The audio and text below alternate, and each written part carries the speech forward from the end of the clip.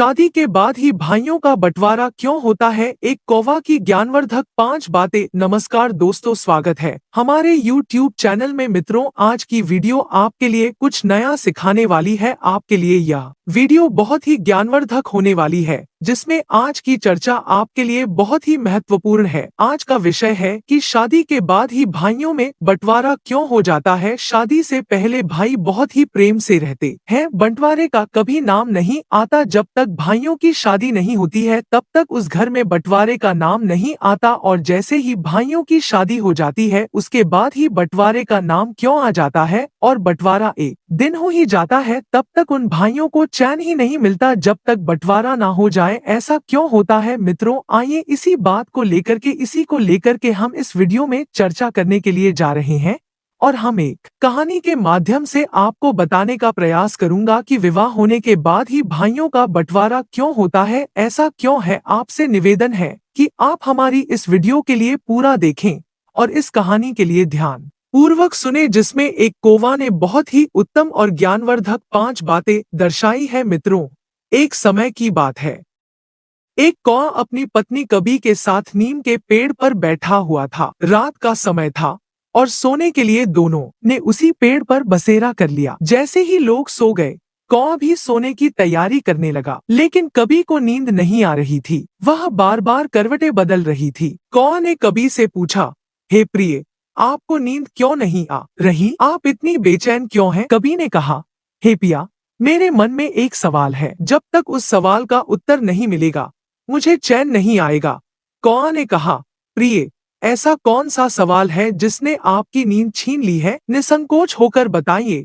कबी ने कहा, पिया, मेरा सवाल यह है, जब एक घर में माता पिता के 2, 3 या 4 बेटे होते हैं, तो शादी से पहले उनमें बड़ा प्रेम होता है। माता पिता के जीवित रहते हुए कोई बंटवारा नहीं होता, लेकिन जैसे ही उनकी शादी होती है, बंटवारा क्यों हो जाता है? यह सवाल मुझे बहुत परेशान कर रहा है। कृपया मेरी इस शंका का समाधान करें। कौवा बोला, हे प्रिय, आपका सवाल बहुत महत्वपूर्ण है। इसका उत्तर मैं आपको एक कहानी के माध्यम से दूंगा। ध्यान से सुनिएगा। कबी ने वादा किया, मैं पूरी ध्यानपूर्वक आपकी कहानी सुनूंगी। कृपया इसे शुरू करें। कौवा ने कहानी शुरू की। बहुत समय पहले की बात है। एक गांव में एक किसान अपनी पत्नी और 3 बेटों के साथ रहता था। गांव नदी के किनारे बसा हुआ था। किसान के तीनों बेटों की शादी हो चुकी थी और पूरा परिवार सुख शांति से जीवन व्यतीत कर रहा था। एक दिन किसान की पत्नी ने अपने बेटों से कहा, बेटा, यह जमीन और जंगल तुम्हारे पिता की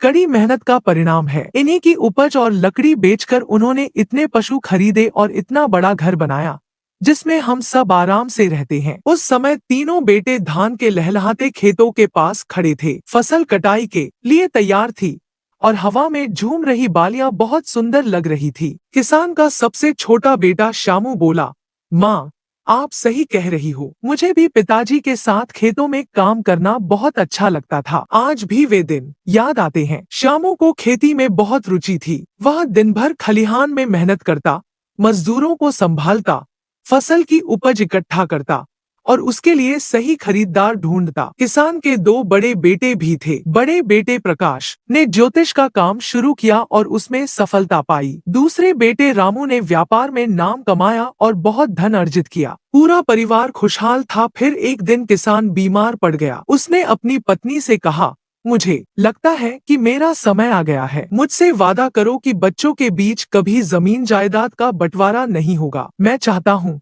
कि हमारे तीनों बेटे और उनकी पत्नियां मिलजुल कर रहें। जिस घर की एकता टूट जाती है, वह घर बिखर जाता है। किसान की पत्नी ने वादा किया। कुछ समय बाद किसान की मृत्यु हो गई। समय बीता और एक दिन किसान की पत्नी ने अपने तीनों बेटों को बुलाया। उसने कहा, बेटा, तुम्हारे पिता की अंतिम इच्छा थी कि तुम्हारे बीच कभी बंटवारा न हो। तुम तीनों भाई और तुम्हारी पत्नियां हमेशा मिलजुल कर रहो। जिस घर की एकता टूट जाती है, वह घर बिखर जाता है। कौवा बोला, हे प्रिय, अब तुम सोचो, जब माता पिता होते हैं, तब तक उनके आदेशों और वचनों का पालन होता है, लेकिन उनके जाने के बाद स्वार्थ, ईर्ष्या और अलगाव की भावना बढ़ जाती है। यही कारण है कि बंटवारा होता है। दोस्तों, किसान के घर की कहानी कुछ ऐसी थी कि तीनों बेटे आपस में मिलजुल कर रहते थे। किसान की पत्नी ने एक दिन बेटों को समझाया कि अगर घर में प्रेम और एकता बनी रहेगी तो ही उन्नति होगी। तीनों बेटों ने माँ की बात मानते हुए वादा किया कि वे पिता की इच्छा का पालन करेंगे और हमेशा मिलजुल कर रहेंगे। बड़ा बेटा प्रकाश ज्योतिष में निपुण था, इसलिए लोग उससे सलाह लेने आते थे और उसका गुजारा अच्छे से हो जाता था। दूसरा बेटा रामू व्यापारी था, उसकी भी कमाई ठीक ठाक थी। लेकिन सबसे छोटा बेटा श्यामू खेतों में दिन रात मेहनत करता था, फिर भी उसकी कमाई दोनों बड़े भाइयों के मुकाबले कम होती थी। समय बीतता गया, दोनों बड़े बेटे प्रकाश और रामू अपने वादे भूलकर ऐशो आराम में लग गए। उनकी पत्नियां भी आरामदायक जीवन जीने लगी, लेकिन श्यामू और उसकी पत्नी खेतों और घर के काम में ही लगे रहते थे। श्यामू की पत्नी को न घूमने का मौका मिलता, न ही अपनी इच्छाओं को पूरा करने का। एक दिन श्यामू की पत्नी को अपने मायके से भाई का पत्र मिला। उसने बताया कि उसने नया घर बनाया है और गृह प्रवेश के लिए श्यामू और उसकी पत्नी को आमंत्रित किया है। यह सुनकर श्यामू की पत्नी ने श्यामू से साथ चलने की बात कही। श्यामू ने कहा कि खेती का काम बहुत है, इसलिए वह नहीं जा सकता। इस पर उसकी पत्नी नाराज हो गई और कहा, हमेशा इस घर में पड़े रहना ही हमारा भाग्य है। न मैं कहीं जा सकती हूँ, न घूम सकती हूँ। आपकी चिंता सिर्फ खेतों तक सीमित है। श्यामू ने समझाने की कोशिश की, तुम अकेली जाना चाहो तो मैं इंतजाम कर देता हूँ, लेकिन मैं साथ नहीं जा पाऊंगा। इस पर पत्नी ने कहा, हम दोनों साथ जाएंगे, वरना कोई नहीं जाएगा।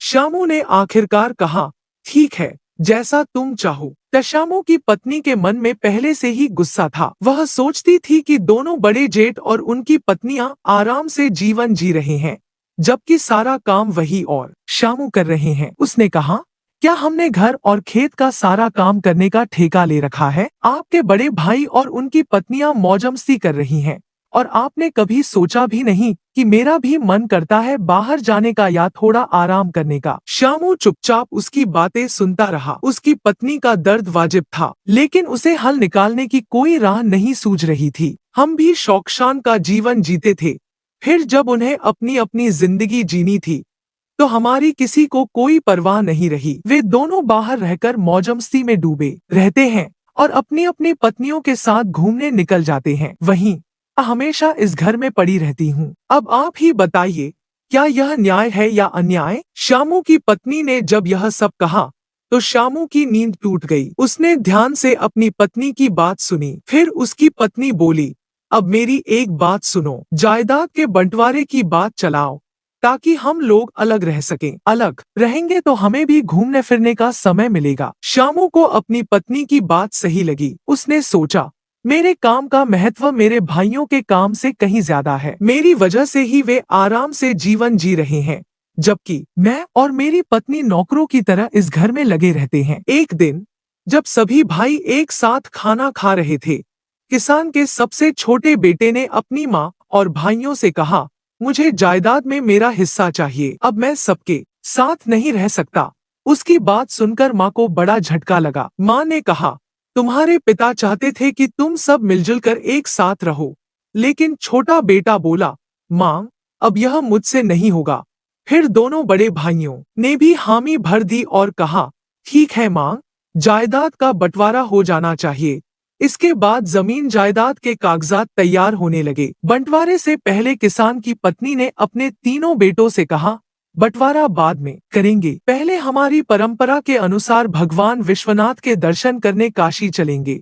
माँ की बात सुनकर सभी बेटे, उनकी पत्नियां और माँ काशी यात्रा के लिए तैयार हो गए। अगले दिन सभी लोग मंदिर में दर्शन करने गए। दर्शन के बाद जब वे लौट रहे थे तो माँ ने कहा, बच्चों, मुझे बहुत थकान हो रही है और भूख भी तेज लग रही है। तुम सब भी भूखे होंगे और बहुओं को भी भूख लगी होगी। चलो कहीं रुककर कुछ खा पी लेते हैं। गांव के बाहर एक पुराना मंदिर था और पास में ही एक खाने की दुकान थी। सभी परिवार वाले खाना खाने की तैयारी कर रहे थे कि अचानक माँ ने कहा, बेटा, हम खाने के लिए तो तैयार हैं, लेकिन रुपयों की थैली कहीं भूल आई हूँ। अब न तो हमारे पास घर लौटने के पैसे हैं और न ही खाना खाने के। माँ ने सुझाव दिया, मैं इन बहुओं के साथ यही मंदिर में रुकती हूँ। तुम तीनों भाई अलग अलग दिशाओं में जाकर काम ढूंढो और कुछ पैसे कमा कर लाओ, ताकि हम खाना खा सकें और घर पहुंच सकें। तीनों बेटों ने माँ की बात मान ली और काम की तलाश में अलग अलग दिशाओं में निकल पड़े। किसान का सबसे छोटा बेटा श्यामू चलते चलते एक ऐसे स्थान पर पहुंचा, जहां कुछ लोग एक समस्या पर गंभीर चर्चा कर रहे थे। उसने उनसे पूछा, आप लोग इतने परेशान क्यों हैं? क्या मैं आपकी मदद कर सकता हूँ? उनमें से एक व्यक्ति ने बताया, इस जमीन पर हमेशा पानी जमा रहता है, इसलिए हम कुछ भी उगा नहीं पाते। फिर भी हमें राजा को लगान देना पड़ता है। श्यामू ने कहा, अगर मैं आपको इस जमीन पर धान उगाने का तरीका बता दूं, तो क्या आप मुझे इनाम देंगे? गांव वालों ने कहा, अगर तुम हमें धान उगाने का तरीका सिखा दोगे, तो हम तुम्हें 200 चांदी की मुद्राएं देंगे।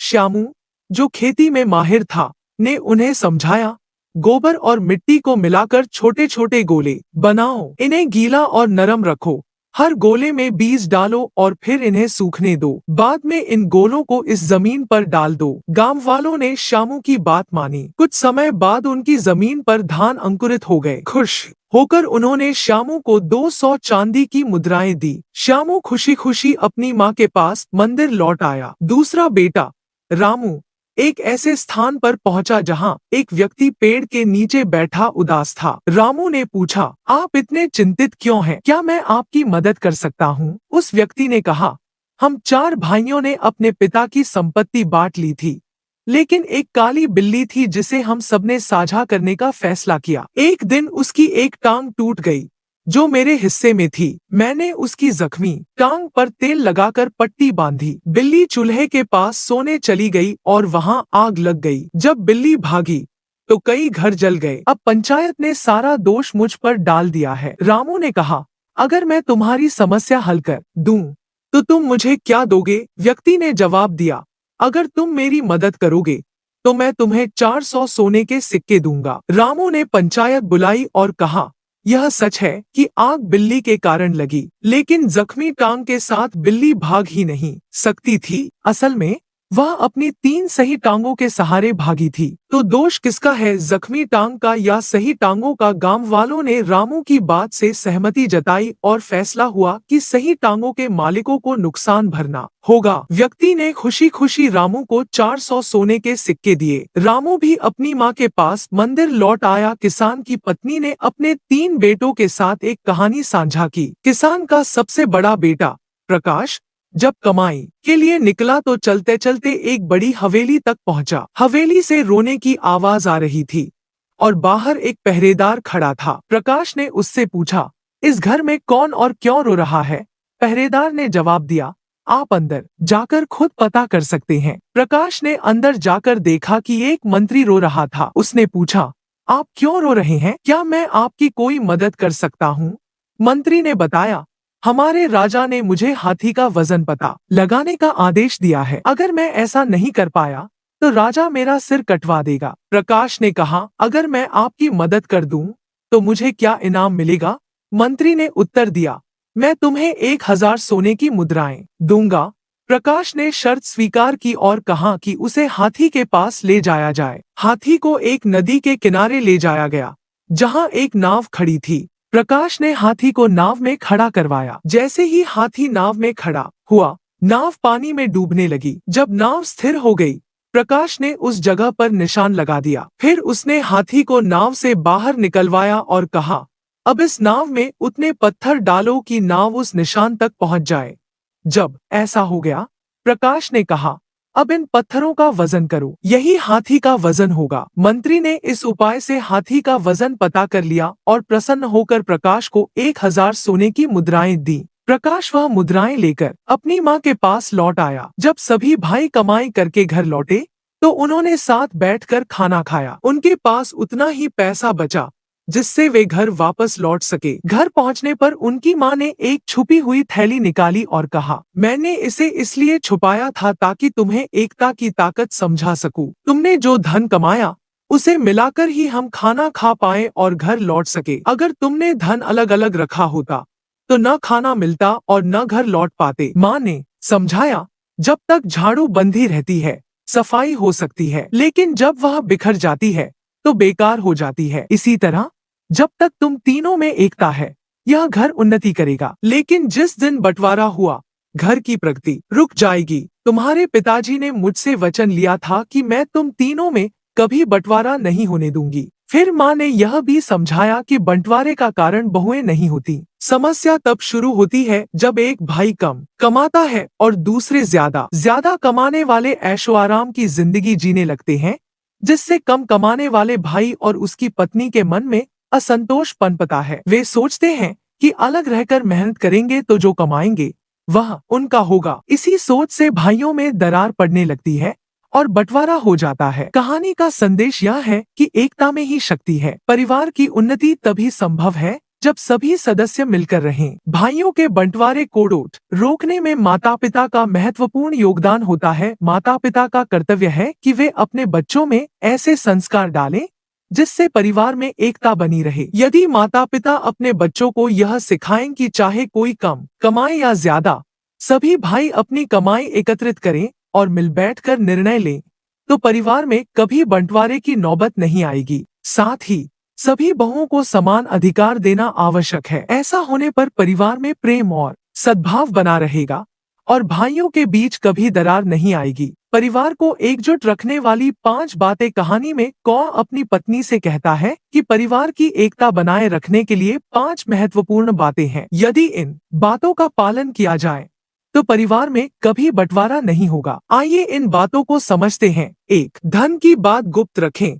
यदि किसी भाई को धन की हानि हो जाए या उसका धन बर्बाद हो जाए तो यह बात घर से बाहर किसी को न बताएं। धन का आना जाना जीवन का हिस्सा है, लेकिन जब लोग यह जान लेते हैं कि आपके पास धन नहीं है तो वे आपका सम्मान करना बंद कर देते हैं। इसीलिए धन संबंधी बातें हमेशा गुप्त रखें। 2. परिवार की बातें बाहर न बताएं। परिवार की बातें, विशेषकर घर के पुरुषों और स्त्रियों के चरित्र या आदतों से जुड़ी बातें, कभी किसी बाहरी व्यक्ति से साझा न करें। इससे न केवल परिवार की प्रतिष्ठा प्रभावित होती है, बल्कि आपसी संबंधों में भी खटास आ सकती है। 3. भाई के दुख या राज को गुप्त रखें।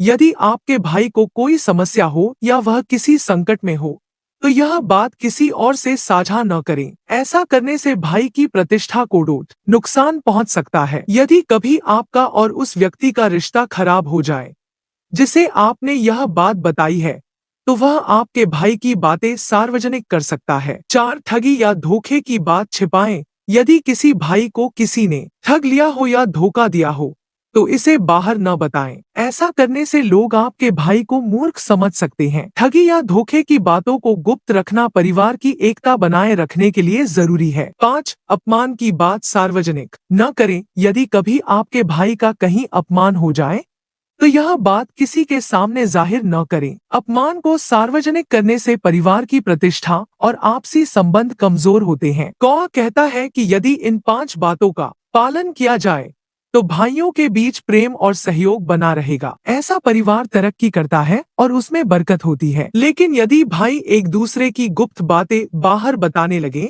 दुख सुख में शामिल न हो या एक दूसरे की मदद न करें तो बंटवारा निश्चित है। इसीलिए परिवार में एकता बनाए रखना हर सदस्य का दायित्व है। याद रखें, बंटवारा उसी घर में होता है जहां मनमुटाव और असहमति घर कर जाती है। यदि परिवार के सभी सदस्य एक दूसरे का सम्मान करें और इन बातों का पालन करें तो परिवार हमेशा सुखी और समृद्ध रहेगा। तो दोस्तों, ये कहानी कैसी लगी मुझे कमेंट बॉक्स में जरूर बताइएगा। मिलते हैं किसी और वीडियो में। धन्यवाद।